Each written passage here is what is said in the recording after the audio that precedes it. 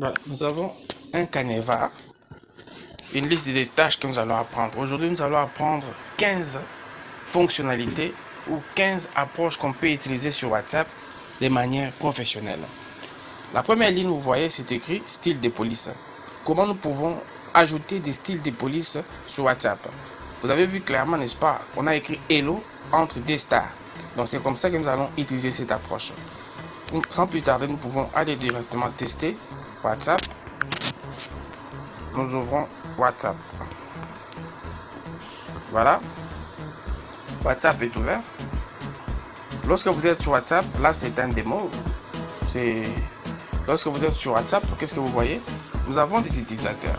On peut choisir cet utilisateur et nous essayons de taper comme nous venons de le voir. Donc, star, bonjour, et puis star.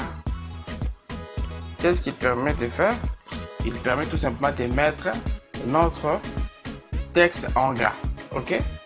Il y a encore plusieurs possibilités de tildes et autres. Je vous montre une méthode la plus courte qui va nous aider à comprendre tout ce que nous allons apprendre. Par exemple, si nous répétons bonjour, ok? Bonjour, je veux que ça soit en gras. Je sélectionne bonjour, ok? Au coin, il y a 3 points. Nous cliquons là-bas et vous allez voir gras. Cela veut dire que nous sélectionnons gras et nous avons les stars qui sont ajoutées entre bonjour. N'est-ce pas que c'est la même chose? La même chose si je vais par exemple avoir du texte en italique. J'écris bonjour, ok? Je sélectionne mon bonjour, je viens au coin, je vois italique et je les place. Donc j'ai des underscores, ce qu'on appelle des sous-tirés. On peut l'essayer nous-mêmes. Si nous disons par exemple bonjour, ok? Nous sélectionnons notre bonjour. Bon, même si on ne sélectionne pas au début là-bas, je cherche les underscores qui est là.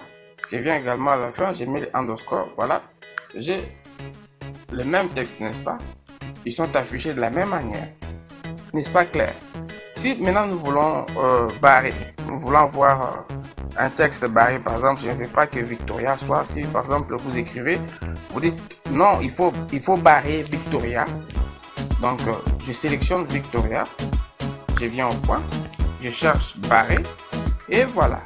Donc avec les tildes, nous avons la possibilité de barrer un texte. Donc si je vais les trouver, je peux entrer dans 1, 2 et je vois tilde. Et j'écris Victoria. J'ajoute mon tilde. Vous voyez que c'est un peu long. Et voilà, je sais qui. Il y a également une autre possibilité de changer la police des caractères. Comme que je peux appeler par exemple ici sous Android, on l'appelle chasse. Nous pouvons dire par exemple pharmacie. Ok, je sélectionne les textes, je viens au coin et je dis chasse. Regarde ce qu'on m'a donné. On m'a donné ce type de caractères. Notez bien, ces caractères ne se retrouvent qu'uniquement sous Android, pas sous iOS. iOS, c'est les iPhones. Hein? On ne trouve pas ces caractères. Pour preuve, nous pouvons vérifier. Nous venons là-bas. Et les caractères en question, ils sont là. Et je tape pharmacie. Regardez très bien comment il a changé la police des caractères. J'ajoute encore les 3 points à la fin. Voilà. Excuse, la police a changé. Nous avons maintenant pharmacie qui est bien écrit sous un autre format. N'est-ce pas intéressant? Nous venons de terminer les 2 points, c'est-à-dire la première et la deuxième ligne. Maintenant, nous allons parler du 3e point, c'est-à-dire quoi? Mettre en sourdine un contact ou un groupe qui vous dérange. Comment je peux mettre en sourdine quelqu'un? C'est-à-dire, je peux avoir un ami qui m'envoie trop de messages ou un groupe qui me dérange trop par des messages. Il y a trop de notifications qui me dérangent. Comment je peux bloquer cet utilisateur? C'est trop simple. Lorsque vous êtes sur WhatsApp, nous prenons le cas de cette dame. Comment je peux le bloquer? Je viens là-bas au coin, n'est-ce pas? Vous voyez très bien au coin là-bas, il y a 3 points. Je descends, je vois, c'est écrit notification en mode silencieux. Vous avez vu, n'est-ce pas? Notification en mode silencieux. C'est là où je dois cliquer. Et je vois, j'ai la possibilité de le bloquer pendant 8 heures, une semaine, et voire même pour toujours. Donc, si vous ne voulez pas qu'il puisse vous déranger, encore une fois de plus, vous choisissez pour toujours. Bon, pour nous, dans notre cas, nous allons laisser 8 heures. Et là, cette personne est en sourdine pendant 8 heures. Vous vérifiez, nous voyons que c'est maintenant changé, n'est-ce pas? Nous avons réactivé les notifications. Cela veut dire que cette personne est en sourdine, est mise en sourdine pendant 8 heures. Après 8 heures, la personne sera désactivée. Ok? Donc la sourdine sera désactivée en quelque sorte. Et c'est la même approche si nous voulons mettre en sourdine un groupe qui me dérange. Ça peut être soit un groupe de l'entreprise que je ne veux pas qu'il puisse me déranger pendant la nuit ou pendant les jours. Je suis en congé par exemple. Là, je clique sur information. C'est un groupe. Et je clique là au coin pour me dire notification en mode silencieux. Je peux mettre 8 heures, une semaine ou pour toujours. N'est-ce pas intéressant? Et il y a encore une autre approche. Lorsque vous sélectionnez directement cette personne, vous pouvez dire mettre en sourdine, n'est-ce pas? C'est plus facile. Vous sélectionnez, vous mettez directement en sourdine. Et c'est vraiment génial. Donc, vous voyez, donc je peux essayer. Je prends ce monsieur et l'autre monsieur et je les mets directement en sourdine pour qu'ils ne puissent plus me déranger. Vraiment, c'est très intéressant. Les approches qu'on peut trouver sur WhatsApp. Nous passons au 4e point. Rendre tes informations personnelles privées. Comment je peux rendre mes informations personnelles privées? C'est-à-dire uniquement mes contacts peuvent voir mes notifications, peuvent voir ma statut et autre chose. C'est aussi trop simple. Là, nous retournons sur WhatsApp. Je viens au coin. Là, vous êtes au début. Il ne faut pas être dans le chat. Ça, c'est le chat. Dans la conversation avec un ami ou dans un groupe. Non, vous sortez. Vous êtes sur le bureau, en quelque sorte. La page d'accueil de notre WhatsApp. Vous venez au coin. Il y a 3 points. Et vous cliquez sur paramètres. Sur paramètres, vous voyez qu'il y a notification, il y a discussion, il y a compte. Ok? Sur compte, je vois confidentialité. Je clique sur confidentialité et voilà, j'ai vu, il y a combien? Vue à photo de profil, actu et statut. Là, j'ai dit mes contacts. Uniquement mes contacts peuvent voir mes statuts. Je peux aussi dire seulement mes contacts peuvent voir que je suis en ligne. Ok? Mes photos de profil, si c'est modifié, ma photo, uniquement mes contacts peuvent les voir. Même par défaut, nous pouvons laisser comme ça. Pour moi, je pense que c'est bon. Mais c'est là, ça vous aide tout simplement à comprendre. Si vous voulez rendre vos informations privées, que personne ne puisse les voir, voici la méthode. Vous avez compris, n'est-ce pas? Donc, nous avons cliqué sur paramètres. Nous avons choisi compte. Et puis, confidentialité, n'est-ce pas? Et nous avons modifié le 4 paramètres qui sont là, ok? N'est-ce pas génial? Donc, nous passons. 5e point. Faites que personne ne sache que vous êtes en ligne ou si vous avez lu son message. C'est le cas où les DG te dérangent pour un ami si vous êtes en congé. Bon, là, ce sont des textes. Vous allez voir, moi, je suis un Américain. Bon, on ne s'intéresse pas à beaucoup de choses, mais ce qui nous intéresse, c'est ce qui est là, ok? Faites que personne ne sache que vous êtes en ligne. Entre parenthèses, c'était un blague. Faites que personne ne sache que vous êtes en ligne. Comment je peux faire que personne ne sache que je suis en ligne? C'est la même approche là où nous étions. Nous étions sur confidentialité, n'est-ce pas? Et puis, confirmation de lecture. C'est ici qu'il faut désactiver. Pour ceux qui n'ont pas vu cette partie, c'est trop simple. Nous étions ici, nous cliquons sur les 3 points, nous choisissons paramètres, et puis compte, et puis confidentialité, et nous désactivons confirmation des lectures. Mais ce n'est pas bien. Souvent, on peut le faire lorsque nous sommes en congé et que nous ne voulons pas que les gens nous dérangent ou que personne ne sache que j'ai lu son message. Donc, c'est bien écrit, non? Si cette option est désactivée, vous n'enverrez pas de confirmation de lecture et vous n'en recevrez pas non plus. Donc, moi-même, je ne verrai même pas si les gens ont lu mon message et je ne recevrai pas de notifications également. N'est-ce pas intéressant? Pour notre cas, nous allons activer. Hein? Nous les laissons comme ça, mais pour notre test, nous pouvons laisser confirmation de lecture désactivée pour vous aider à comprendre. Nous passons 6.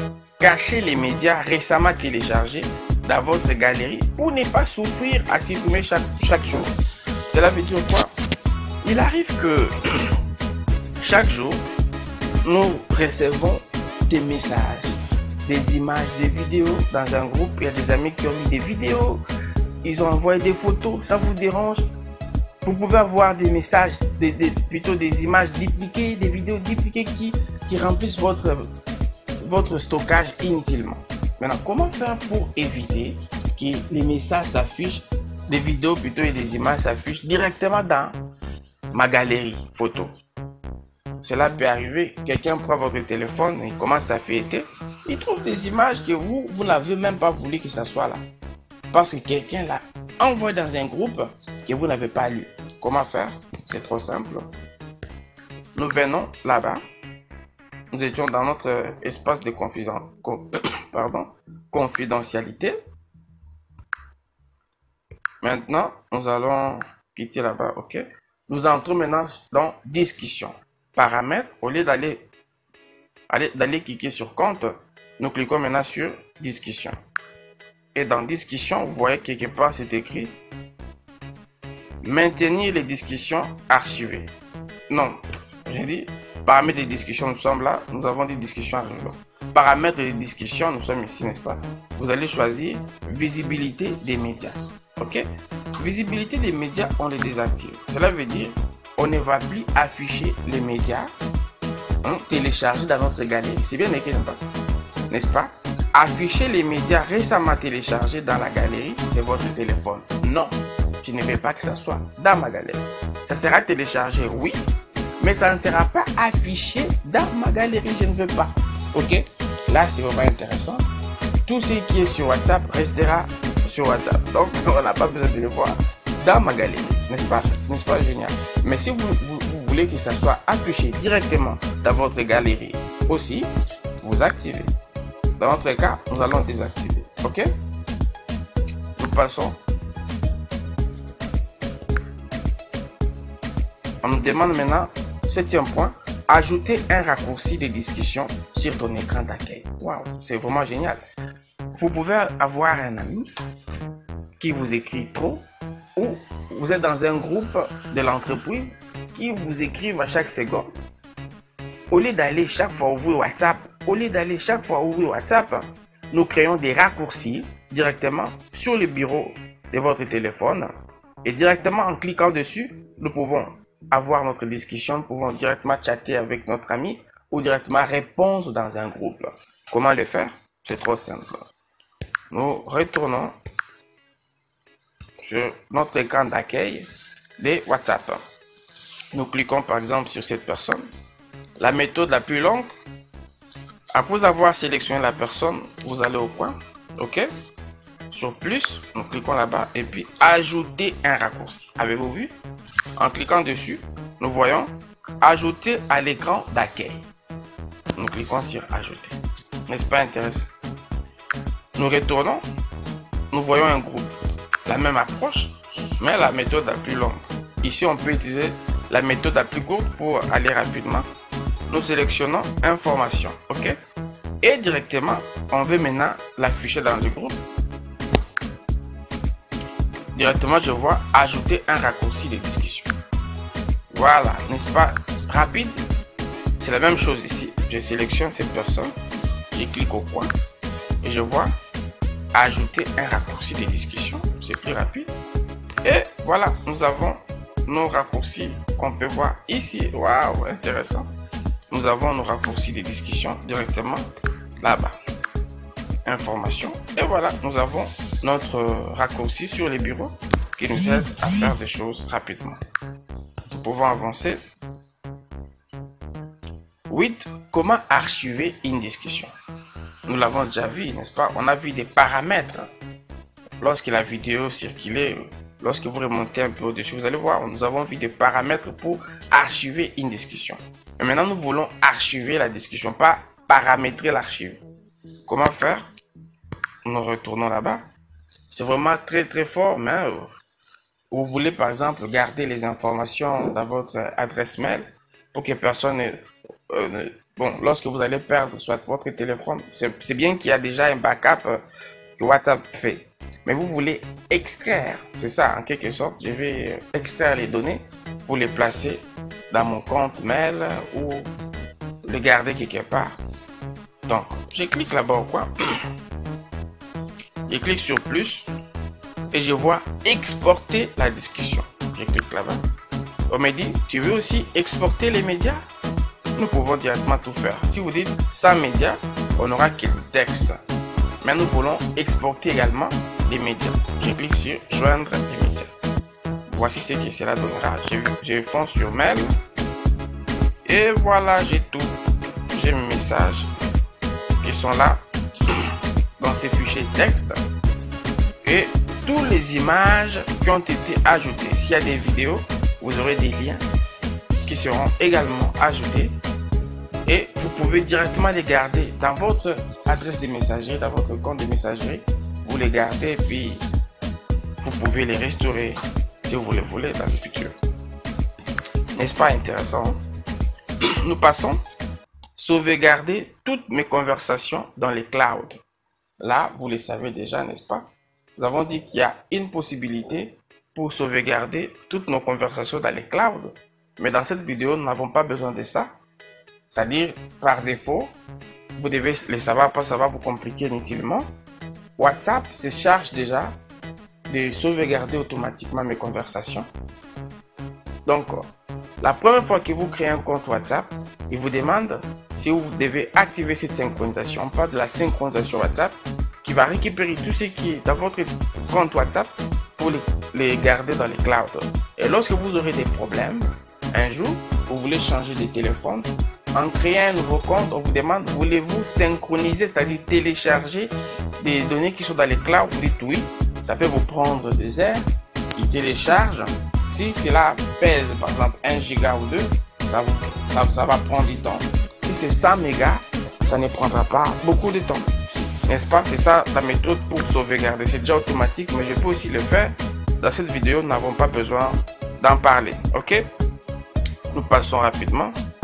Comment je peux activer ou désactiver la touche entrée? Voilà. Ça, c'est aussi intéressant. Regardez. Nous sommes ici. Je vais écrire un message long. Par exemple, bonjour. Là, c'est beaucoup écrit, n'est-ce pas? C'est un exemple du charabia. Regardez, là, c'est un message ligne par ligne. C'est ce qu'on appelle multiligne. Mais il arrive que cette option soit désactivée par défaut. Je l'ai fait exprès. Comment ça fonctionne? Vous venez là-bas au coin. Vous allez voir dans discussion, il y a entrée pour envoyer. La touche entrée enverra votre message. Regardez ce qui se passe, on va voir ça ensemble. Waouh. Nous retournons là-bas. Regardez, maintenant je tape encore bonjour. Il n'y a pas retour chariot maintenant. Le retour chariot a disparu. Donc je ne fais que envoyer. Donc je ne peux pas envoyer plusieurs lignes au même moment. Ça va refuser. C'est impossible, n'est-ce pas? Pourquoi? Parce que le retour chariot est désactivé. Maintenant, comment les réactiver comme nous l'avons fait? Nous retournons là-bas. Paramètres. Nous cliquons sur paramètres. Dans onglet. Bon, dans discussion. OK. Nous cliquons là-bas. Et nous désactivons cette option entrée pour envoyer. D'où la touche entrée enverra votre message. Non, on ne veut pas ça. Je vais envoyer moi-même. D'où retour chariot sera activé automatiquement. Bon, là, je peux tester. Et voilà, c'est intéressant. J'ai maintenant mon retour chariot. N'est-ce pas génial? C'est vraiment intéressant. Nous passons. Le point suivant, on nous dit comment connaître quel groupe ou une personne qui me consomme trop d'espace et j'aime mon espace. Même comme bonus, avant de parler de ce point, ou on peut l'ajouter à la fin. On continue d'abord. Comment je peux connaître quel groupe ou une personne qui me consomme trop de l'espace? Nous venons là-bas. Je suis dans paramètres. Paramètres. Et puis, qu'est-ce que je vois dans discussion? Non, c'est pas dans discussion. Lorsque vous entrez dans paramètres, je vois utilisation des données et stockage. OK? Dans utilisation des données et stockage, j'ai la possibilité de connaître qui me consomme de l'espace inutilement. Nous cliquons maintenant sur gérer les stockages. Vous avez vu? Gérer les stockages. Waouh, c'est incroyable. Je venais même de libérer de l'espace. C'est vraiment intéressant. Ici, nous voyons, bon, là, c'est un compte tout simplement. Mais dans d'autres comptes WhatsApp, vous allez voir qui vous consomme. Là, comme c'est un compte démo, je l'ai créé uniquement pour les tests. Hein? Pour la confidentialité. C'est ici que vous allez voir qui consomme plus de mégas. Je n'ai pas assez de personnes dans ces groupes ou dans ces téléphones. D'où nous n'avons qu'une seule personne ici, information, qui a placé des images de 30 kg, 30 kg, 28 kg. Donc j'ai la possibilité de les voir à partir d'ici. OK? Et à partir de là, je peux connaître qui me consomme trop de l'espace et le bloquer. Et il y a même la possibilité de supprimer supprimer des messages donc volumineux ou des images envoyées plusieurs fois. OK? Pour vous montrer, on va aller rapidement. OK? On a un autre compte ici. Pour vous montrer rapidement. Utilisation des données, vous voyez ici. Voilà. À partir de là, je peux voir qui me consomme trop. Tu vois? Il y a le premier compte, c'est un groupe. Ce groupe ici me consomme trop de l'espace. Il a 500 mégas. Il y a encore d'autres groupes ici qui nous consomment. Et nous avons la possibilité de connaître qui nous envoie des messages à maintes reprises. OK? Là, c'est déjà un cas. C'est vraiment intéressant. Donc, nous retournons dans notre mouton. C'est vraiment génial. On avance. Connaître l'ère à laquelle quelqu'un a lu votre message. Comment je peux connaître l'ère à laquelle quelqu'un a lu mon message? C'est aussi intéressant. Nous sommes là. Le message est là. Si quelqu'un a lu, on prend l'exemple de ce monsieur. Il a lu à 18h39. Nous sélectionnons son nom. Et puis, bon, I, il a lu à 10h45. Les A ici représente moi. Et l'autre là représente la personne qui m'a écrit. Donc je sélectionne mon I. Et au coin, vous voyez, il y a un petit bouton ici, info. Vous cliquez sur info. Il vous dit non, la personne a lu les messages. C'était le 18 octobre à 18h39. Ceci vous aide à savoir qui a lu votre message. Même si vous êtes dans un groupe. S'il y a un groupe, par exemple ici, je n'aurai personne parce que c'est un groupe test. Mais on peut essayer, je sélectionne. Non, là c'est pas un groupe. Je prends un groupe test, le groupe est là. Nous sélectionnons le message que nous avons envoyé. Nous cliquons sur info. Il va nous lister ici tous ceux qui ont lu votre message. N'est-ce pas génial? Tous ceux qui ont lu les messages seront listés ici. Voilà, donc je pense que nous avons fait le tour de notre compte WhatsApp. Il y a également la possibilité de répondre en privé. Comment je peux répondre quelqu'un en privé tout en étant dans un groupe? C'est trop simple, n'est-ce pas? Nous sommes dans un groupe. Par exemple, le groupe est là. Nous n'avons pas l'exemple de quelqu'un qui nous a écrit ici pour tester comment je peux répondre en privé. Mais lorsque par exemple j'ai un groupe, quelqu'un a écrit, je vais lui répondre en privé. C'est trop simple. Vous sélectionnez la personne.